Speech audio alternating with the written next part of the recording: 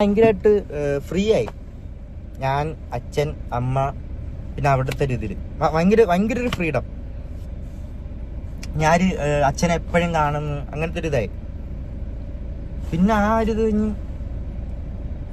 ഞങ്ങൾ കോട്ടയത്ത് നിൽക്കുന്നു. കുറച്ച് കഴിഞ്ഞപ്പോഴത്തേക്കും എന്തൊക്കെയോ എന്തോ എല്ലാവരും ഇങ്ങനെ കോട്ടയത്ത് വന്ന് ആദ്യമൊക്കെ സെറ്റപ്പ്, പിന്നെ അങ്ങോട്ട് പോവാ എന്തൊക്കെയോ ഇതാവുന്നു.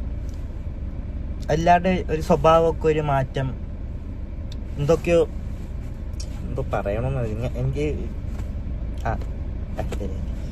ബാക്കി പറയാം. ഞാൻ ഒരു കമ്പ്യൂട്ടറൊക്കെ എടുത്ത് ഒരു റൂമിനകത്ത് അതിനകത്ത് ഗെയിം കളിച്ച് എൻ്റെ ലൈഫ് മൊത്തം ഒരു ഭയങ്കരമായിട്ട് ഇങ്ങനെ ആവാൻ തന്നൊരു കാരണം അതുമല്ല, അതും വേറെയാ. ഇതൊക്കെയാണ് ഇതിൻ്റെയൊക്കെ ഒരു തുടക്കം. അവിടെ തൊട്ടെന്നാണ് എൻ്റെ ഒരു തുടക്കം. ഒരു റൂമിനകത്ത് ഇങ്ങനെ കമ്പ്യൂട്ടറും കളിച്ച് ഇങ്ങനെ അതിനകത്ത് എന്ന് പറഞ്ഞാൽ വേറെ കണക്ഷൻ ഇല്ല. അച്ഛൻ മാത്രം എൻ്റെ റൂമിൽ വരും, എനിക്ക് ഫുഡ് തരും, പോവും. ഇടയ്ക്ക് ഋതപ്പം വല്ലതും റൂമിൽ വന്നിരിക്കും. ഋതപ്പനെ ഞാൻ പിടിച്ച് മടിയിരുത്തി കീബോർഡിലേക്ക് ഋതപ്പം കളിച്ചുകൊണ്ട് ഇങ്ങനെ ഇരിക്കും. ഇത് മാത്രമേ ഉള്ളൂ. ഞാൻ ആ റൂമിൽ നിന്ന് പുറത്തിറങ്ങത്തില്ല, ആരുടെ അടുത്തും മിണ്ടത്തില്ല. എന്തോ ഒരു ഇതായി അപ്പം മുതൽ. പിന്നെ കൊറോണ വന്നിട്ട് ഋതപ്പനുണ്ട് കേട്ടോ ആ ടൈമിലൊക്കെ.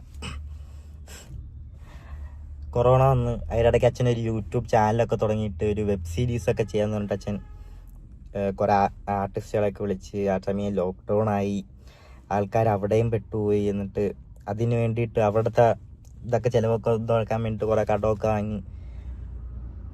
പിന്നെ അത് കഴിഞ്ഞിട്ട് അച്ഛൻ പിന്നെ നോക്കുന്നതെന്ന് വെച്ചാൽ അതെല്ലാം കഴിഞ്ഞ് അവരെയൊക്കെ നോക്കി.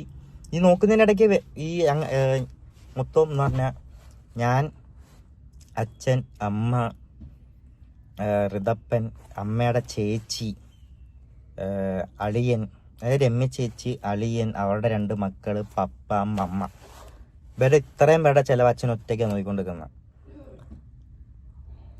മനസ്സിലായ? അത് ആ ടൈമിൽ ഇങ്ങനെ അച്ഛനാണെങ്കിൽ അച്ഛന് എൻ്റെ ഒരു മെയിൻ സ്വഭാവം നോ പറയാൻ അറിയത്തില്ല ആരുടെ മുന്നിൽ. അത് ഞങ്ങൾക്ക് 2 പേർക്കും അറിയാം. ഞങ്ങളുടെ കൊള്ളാത്ത സ്വഭാവം അതായിരുന്നു, നോ പറയാൻ അറിയത്തില്ല.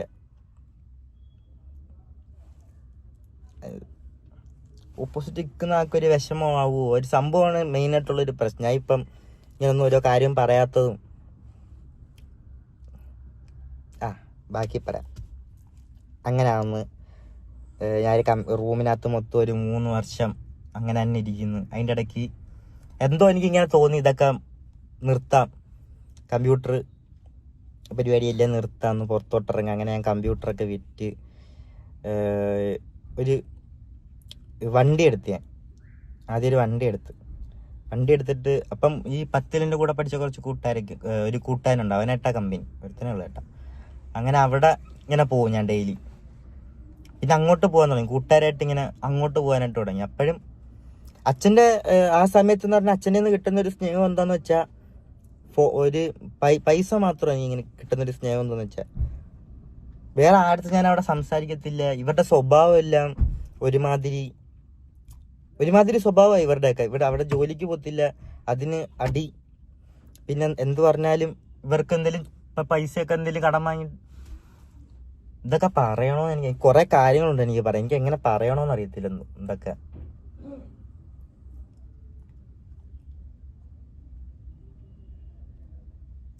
കുറെ ഇതൊക്കെ ഉണ്ടായിരുന്നു, എങ്ങനെ പറയണ്ടേന്ന് അറിയത്തില്ല. എൻ്റെ മനസ്സിൽ എനിക്ക് ഇങ്ങനെ പുറത്ത് കൊണ്ടുവരുന്നോന്ന് അറിയത്തില്ല.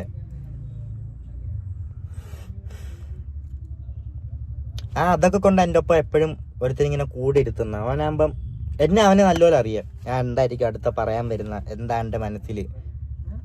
അതാ എൻ്റെ കൂട്ടുകാർക്ക് അങ്ങനെ, എൻ്റെ കൊല്ലത്തുള്ള കേട്ടോ, കൊല്ലത്തുള്ള കൂട്ടുകാർക്ക് എല്ലാം അങ്ങനെ. ഞാൻ എന്താണ് അടുത്ത പറയാൻ പോകുന്നത്, എൻ്റെ ലൈഫിൽ എന്തൊക്കെ നടന്നിട്ടുണ്ട്, ഇതുവരെ എന്തൊക്കെ നടന്നിട്ടുണ്ട്, എല്ലാം അമ്മമാർക്ക് അറിയാം.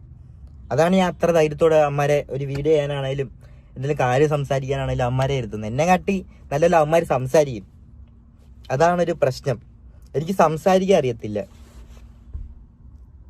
പിന്നെ ഇവിടെ അങ്ങനെ പോകുന്നു, അങ്ങനെ ഒരു ലൈഫ്. അങ്ങനെ കൂട്ടുകാരത്ത് മാത്രം ഒരു കണക്ഷൻ ഇല്ല. വീട്ടുകാർ ഇങ്ങനെ പുറത്തു പോകുന്നു, കൂട്ടുകാർ അങ്ങനെ നടക്കുന്നു.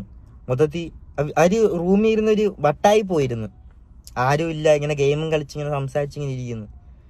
അയാൾക്ക് ഇങ്ങനെ കൂട്ടുകാരൊക്കെ ആയി കുറച്ച് എന്താ പറയണ്ട കുറച്ച് ബാഡ് ഹാബിറ്റ്സ് ഒക്കെ തുടങ്ങി.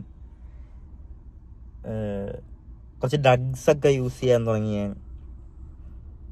പിന്നെ അന്ന് വലിയ ഇതില്ലാതെ അങ്ങനെ വലിയ ഇതൊന്നുമില്ല, കുഴപ്പമൊന്നുമില്ല, അങ്ങനെ അത്ര അഡിക്റ്റഡ് ഒന്നും ഇല്ലായിരുന്നു, ഇങ്ങനെ പൊക്കോണ്ട് വെക്കുന്നു. അതിനിടയ്ക്ക് ഒരു ദിവസം ഞാനും അച്ഛനും ഷൂട്ടിനാണേലും ഞാനും അച്ഛനും സംസാരിക്കുന്ന ഭയങ്കരമായിട്ട് എപ്പോഴാന്ന് വെച്ചാൽ ഞാനും അച്ഛനും ഷൂട്ടിന് പോകുമ്പോൾ ഞാനും അച്ഛനും മാത്രമേ ഉള്ളൂ. അപ്പം ഞാനും അച്ഛനും ഇങ്ങനെ ഇരുന്ന് സംസാരിക്കും ഓരോ കാര്യങ്ങൾ, ആ കോട്ടയത്തെ ആണെങ്കിലും ഇങ്ങനത്തെ കാര്യങ്ങളും ഇല്ല ഇങ്ങനെ സംസാരിക്കും. അപ്പോഴും ഒരു കാര്യം പറയാൻ വിട്ടു. അപ്പം ഇങ്ങനെയൊക്കെ നിൽക്കുന്ന സമയത്ത് ഞാനൊന്ന് കൊല്ലത്ത് ചോദിച്ചായിരുന്നു, ഞാൻ കൊല്ലത്ത് വന്ന് നിൽക്കട്ടെ. അപ്പം അവരങ്ങനെ സമ്മതിച്ചില്ല. അപ്പം അന്ന് തൊട്ട് എനിക്ക് പിന്നെ ഭയങ്കരമായിട്ട് ഇങ്ങനെ എനിക്ക്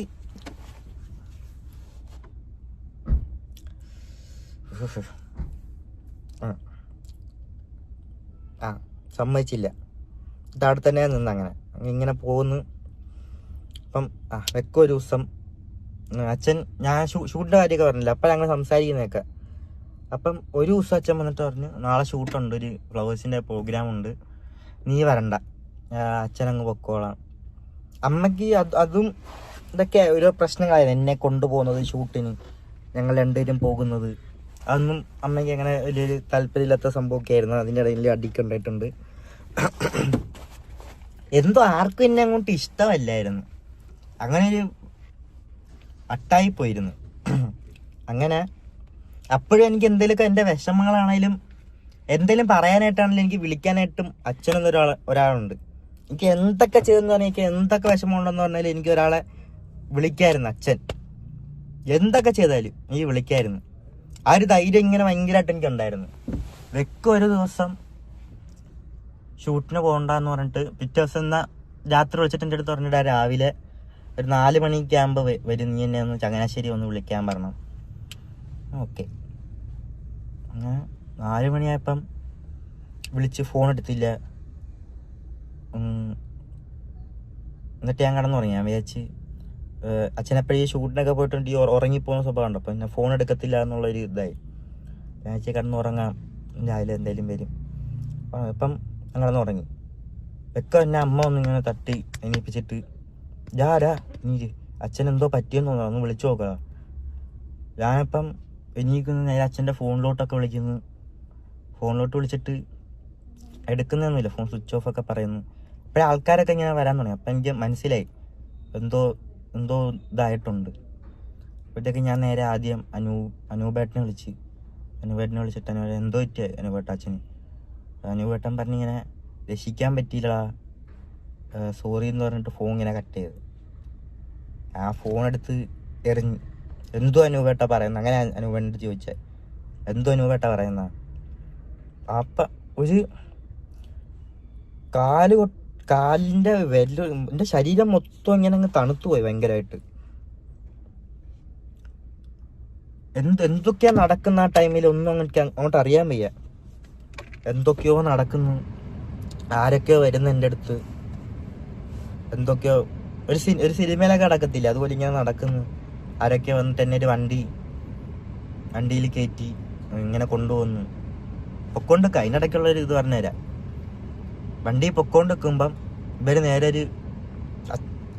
എനിക്കപ്പോഴും എൻ്റെ മനസ്സിലെ വിചാരം എന്ന് വെച്ചാൽ രൂപേട്ടൻ വല്ല പ്രാങ്ക് വല്ലതും ആണോ, അത് എനിക്കങ്ങോട്ട് ഒരു അക്സെപ്റ്റ് ചെയ്യാൻ പറ്റുന്നില്ല. എനിക്ക് അവിടെ ചെന്നാലേ എനിക്ക് ഇനി ഒരു സമാധാനം കിട്ടത്തുള്ളൂ, എനിക്ക് ചെല്ലണം. അപ്പോഴത്തേക്കും കാറിങ്ങനെ പൊക്കോണ്ടിരിക്കുന്നടുത്ത് ഇവര് അടിച്ചുപൊളിയാ പോകുന്ന വഴിക്ക്.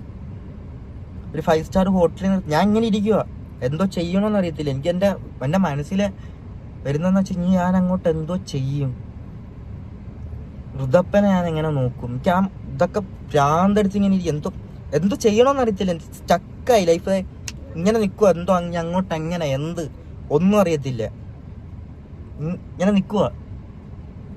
ഇവര് 5 സ്റ്റാർ ഹോട്ടലിൽ കയറി ഫുഡ് കഴിക്കുന്നുണ്ട്, തുപ്പലിറക്കാൻ പറ്റുന്നില്ല എനിക്ക്, ഒന്നും മിണ്ടാതെ. എനിക്ക് അന്നോട്ട് തുടങ്ങിയത് എനിക്കൊന്നും റെസ്പോൺസ് ചെയ്യാൻ പറ്റുന്നില്ല, എനിക്ക് ഒന്നിനോടൊന്നും. ഭയങ്കരമായിട്ട് ഒറ്റയ്ക്ക് ഇങ്ങനെ എന്തോ ആയിപ്പോയി. ഞാൻ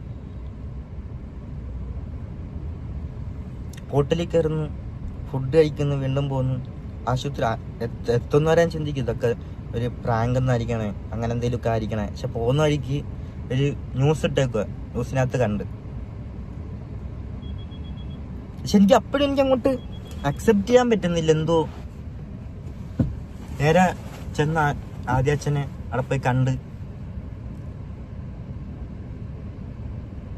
ഇങ്ങനെ അകത്ത് ഒരു ആൾക്കാരൊക്കെ ഉണ്ട്. ആൾക്കാർ ഇങ്ങനെ കൊണ്ടുവന്ന് ഒരു റൂം ഇങ്ങനെ തുറന്നപ്പോഴത്തേക്കും ഇങ്ങനെ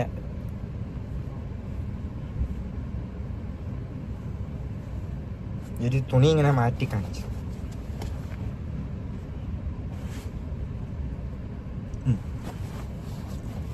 അപ്പം ഇതായി മനസ്സിലായി. എന്നിട്ട്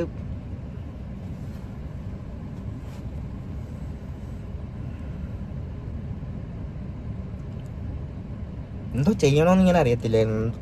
അങ്ങോട്ട് എന്തോ ഇതാവും, ഞാരുണ്ട്. കിച്ചുവും രേണുവും ഒന്നിച്ചുള്ള ആദ്യത്തെ ഇന്റർവ്യൂസിലെല്ലാം മകനെ ചേർത്ത് പിടിക്കുന്ന ഒരു അമ്മയും അമ്മയെ ചേർത്ത് പിടിക്കുന്ന ഒരു മകനും തന്നെയായിരുന്നു ഇരുവരും. പിന്നീട് രേണു മോഡലിംഗിലേക്കൊക്കെ ഇറങ്ങി ആൽബം ഷൂട്ടും ഉദ്ഘാടനവും അങ്ങനെ വീഡിയോയും റീലുകളിലൊക്കെ നിറഞ്ഞു നിന്നപ്പോൾ ഇവർ തമ്മിലുള്ള അകൽച്ച വർദ്ധിച്ചു. കിച്ചു കൊല്ലത്തേക്ക് പോയി, രേണു ഇവിടെ തന്നെ നിന്നു. അങ്ങനെ ഇവർ തമ്മിലുള്ള അകൽച്ച വർദ്ധിക്കുമ്പോഴും അങ്ങോട്ടും ഇങ്ങോട്ടും കോൾ ചെയ്യുന്നുണ്ട്, ഇടയ്ക്കൊക്കെ കാണുന്നുണ്ട്. എന്നാൽ ഇതിനിടയ്ക്ക് എല്ലാം തുറന്നു പറഞ്ഞുകൊണ്ട് കിച്ചു ഒരു വീഡിയോ പങ്കുവച്ചു. അതിന് രേണു പ്രത്യേകിച്ച് റിയാക്ട് ഒന്നും ചെയ്തില്ല. എന്നാൽ അതുവരെയും കിച്ചു തൻ്റെ സ്വന്തം മോനാണ്, സ്വന്തം മോനെ പോലെ നോക്കിയതാണെന്നൊക്കെ പറഞ്ഞ് രേണുവിൻ്റെ ആ ഒരു പ്രതിച്ഛായ അവിടെ മാറുകയാണ് ചെയ്തത്. ഇവർ തമ്മിലുള്ള അകൽച്ച പബ്ലിക്കായി. അത്രയും നാളും പ്രൈവറ്റ് ആയിരുന്നു ഇവരുടെ അകൽച്ചകളെല്ലാം, അതോടെ പബ്ലിക്കായി. ഋതപ്പനെ കാണാൻ അപ്പോഴും കിച്ചു അന്ന് വീട്ടിലെത്തിയിട്ടുണ്ടായിരുന്നു.